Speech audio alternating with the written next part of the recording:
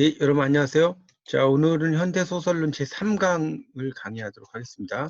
자, 오늘 제3강에서는 바로 이제 소설의 주제와 해석입니다. 자, 소설의 주제와 해석에 대해서 강의를 하도록 하겠습니다. 이 소설이라고 하는 것은 이제 주제라는 게 있죠. 거기 여러분 교재로는 37쪽에 보면 거기 개관에 이런 말이 있죠. 둘째 줄에 끝에 핵심적인 요소 소설을 이끌어가는 통일된 의미와 원리를 주제라고 한다. theme이라고 이제 써놨죠. 자, 이걸 이제 주제라고 한다고 나오고요. 한 장 넘겨보세요. 자, 주제의 개념이 38쪽에 나오는데 거기 첫 번째 줄부터 이제 여섯째 줄 내려오면 첫 번째 단락에 거기 밑줄 좀 치세요.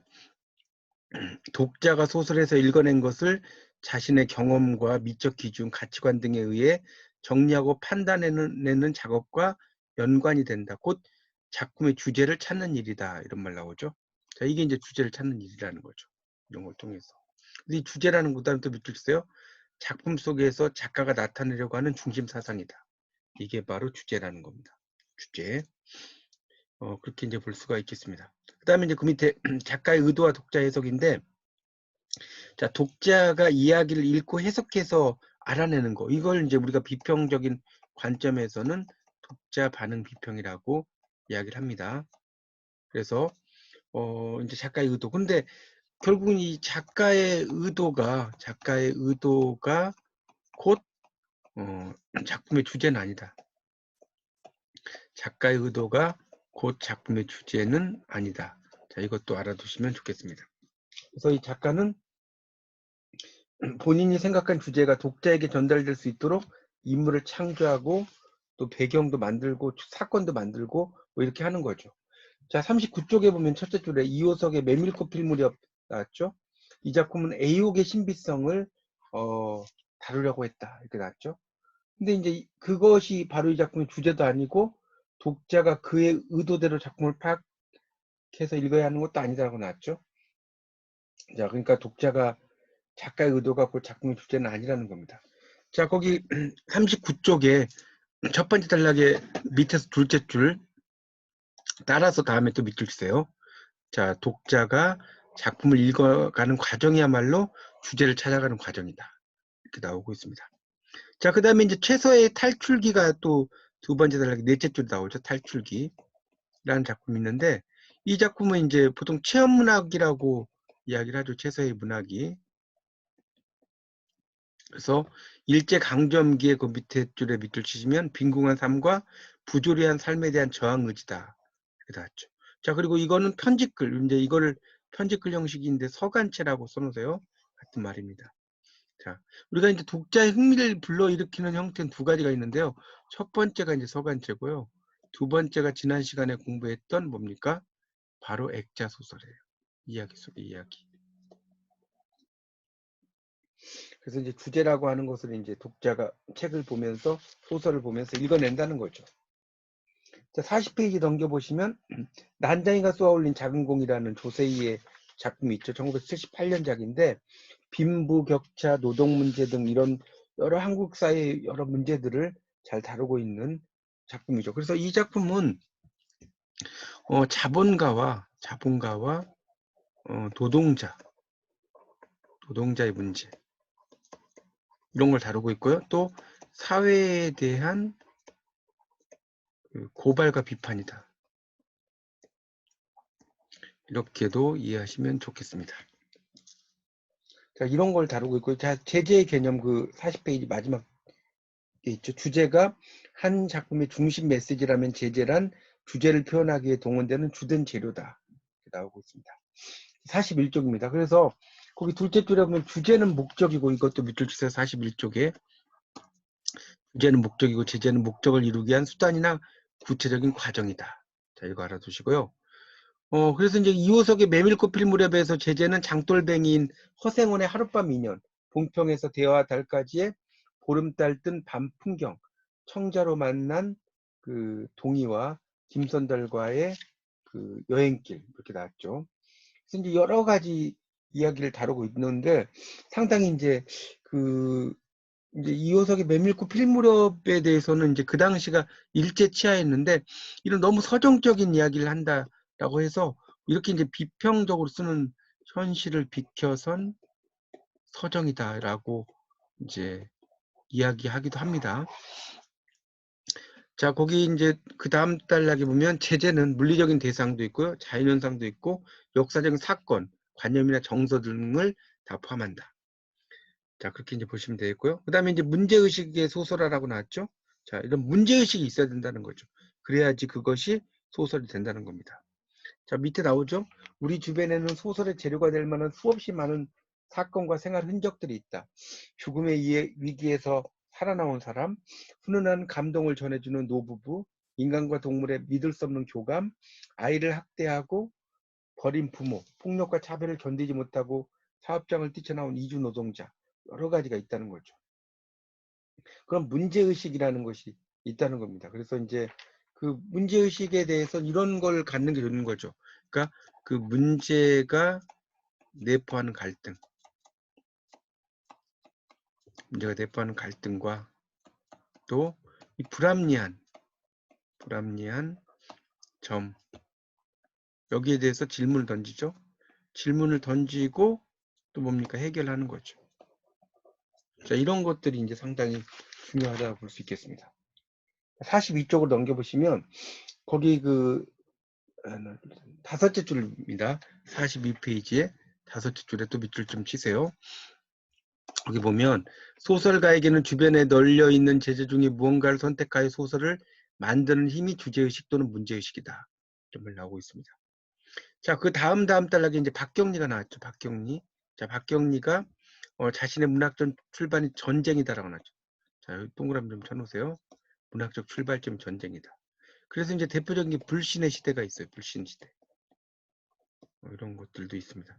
그래서 이제 거기 이제 암흑시대 시장과 전장 뭐 여러 작품들이 쭉 나오죠. 그래서 이제 이런 트라우마, 이 트라우마라는 것은 그 40쪽의 마지막 줄에 나오는데 외상 후 스트레스라고 이제 보통 번역이 되죠.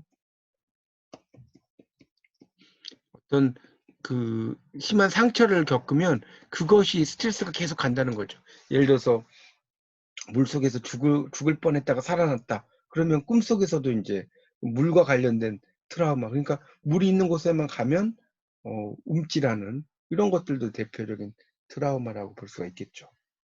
자, 43쪽에 보시면 43쪽에 그래서 이제 그 둘째 줄에 한국전쟁은 또 올라가면 강점기, 일제강점기, 식민화 과정, 자본주의 뭐 여러 가지가 있는 거죠. 3.1운동 뭐 이런 내용들이 이제 삶의 문제라는 거죠. 그렇게 볼 수가 있다는 거죠. 그리고 이제 그 밑에 보면 이제 식민지 농촌 현실에서 같은 대상을 다뤘다고 하더라도 어떻게 달라지느냐. 이기영의 홍수 나오죠. 이기영의 홍수. 박건성의 노력으로 티촌 사람들은 계급의 각성에 이른다는 거죠. 소작쟁이, 공동투쟁. 이게 이제 이기영의 작품에서 그런 것들이 등장을 한다는 겁니다. 그러니까 이런 그 우리가 제재라고 하는 것에 대해서 좀 더 이야기를 하자면 이제 주로 한국 전쟁, 그러니까 이렇게 제재, 그다음에 작품 이렇게 써보면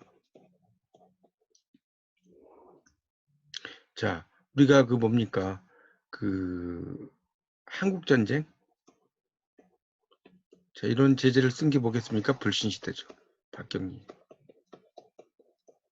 또 전쟁의 고아, 자 이런 것을 다룬 것이 바로 인간 전목이죠.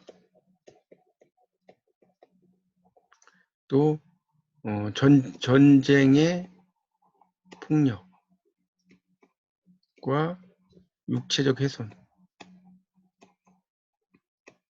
자, 이걸 다룬 게 뭡니까?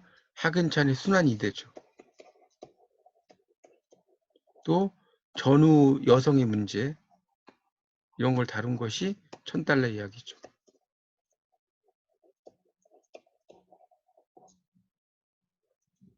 또 전쟁 폭력과 실존주의, 전쟁 폭력과 실존주의, 이런 걸 다룬 것이 요한 시집이죠. 자, 이런 식으로 이제 제재가 여러 형태의 내용을 다룰 수 있다는 거죠. 자, 그리고 이제 같은 제재라고 할지라도 이제 그 어떻게 달라지느냐 이 이야기를 조금 설명을 드린다면, 자, 우리가 그 1930년대의 농촌을 보면 농촌이 있죠. 이제 이런 작품이 있어요. 1930년대 농촌. 그런데 당연히 이제 이곳은 같은 제재겠죠. 소설마다 같은 제재예요. 그런데 이 같은 제재지만 다른 소설로 이제 쓰는 경우가 있다는 거죠. 예를 들면 계몽. 자, 이것에 대해서 이광수 같은 작가는 계몽으로 다룬 거죠. 또 뭐 체험과 연민. 자, 이런 것들은 이제 박화성 같은 작가는 이제 이 체험과 연민으로 그 내용들을 다룬다고 볼 수 있겠죠. 그 내용들에 대해서 이제 박화성 작가는 그렇게 이제 다룬다고 볼 수가 있겠고요. 그 다음에 그 해학 같은 경우는 누구겠습니까? 당연히 이 김유정이겠죠. 김유정 작가가 그렇다고 볼 수 있겠고요. 그 다음에 그렇죠. 그 다음에 이제 뭐 계급의 대립이다. 만약에 계급의 대립 이러면 이기영 그런 거. 그 다음에 뭐 서정화 이러면 이호석. 뭐 이런 식으로 이제 여러 가지 그 뭡니까 방향성이 달라진다는 것을 쭉 읽어보시면 되겠습니다. 자, 그 다음에 이제 3번에서는 주제 파악의 방법인데, 거기 이제 마지막 단락이 있죠. 예를 들어서 현진건의 운수 좋은 날은 가난한 하층민의 비참한 삶이다. 라는 것을 알 수가 있다는 거죠. 뭐, 이 운수 좋은 날은 너무 유명한 작품이라서 여러분이 아마 다 아실 겁니다. 그래서 44쪽의 마지막 단락에 이제 식민지 시기 하층민으로서 가난하게 살아가는 인력거꾼 김첨지가 병든 아내를 보살피지 못하고 죽음을 확인하게 되는 그런 이야기라는 거죠. 자, 그 다음에 이제 그 45쪽 제목의 유추를 통한 그 주제 파악이라고 나왔죠. 제목의 유추. 그러니까 제목을 보면 주제를 알 수 있다는 거죠. 그런데 이제 이것도 예외가 있어요. 제목의 유추, 예를 들어서 만약에 염상섭의 3대. 제목은 3제너레이션이죠. 어떤 내용이라는지 알 수가 없죠. 또 그 김성환의 김가성론 있죠. 김가성이라는 사람에 대한 이야기거든요. 이것도 제목만 보고는 알 수가 없다는 거죠. 그렇게 볼 수 있습니다. 자, 근데 이제 황순원의 학 같은 경우는 밑에 두 번째 줄에 있죠. 황순원의 학 같은 경우는 학이 중심적인 제재가 된다는 걸 알 수 있죠. 그래서 거기 밑에 보면 전쟁으로 인해서 치안대원과 인민군 포로로 만난 친구 성삼과 덕재 이야기죠. 성삼이 포로가 된 덕재를 호송하기로 이제 하고 청단이라는 곳까지 가는데 유년기 추억을 떠올리죠.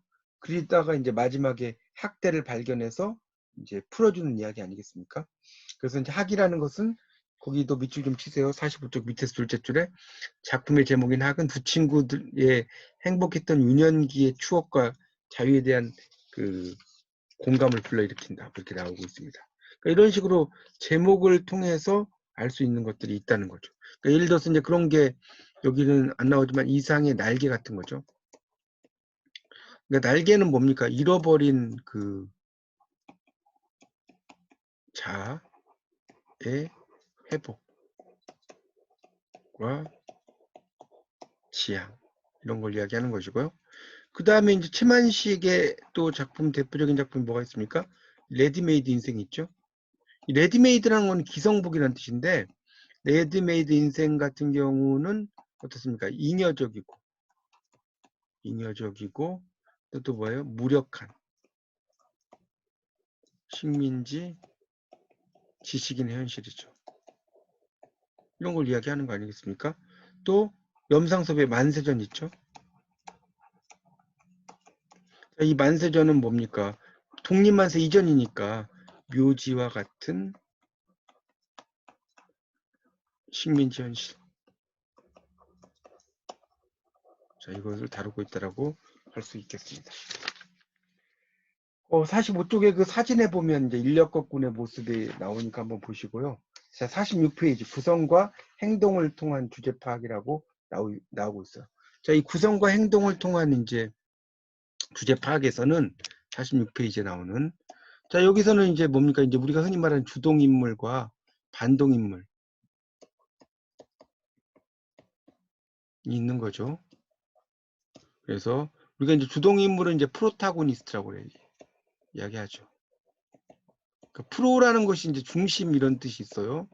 그다음에 엔타고니스트는 엔타고니스트라고 나왔죠. 그러니까 이 엔타고니스트라는 것은 그 뭡니까? 그게 이제 그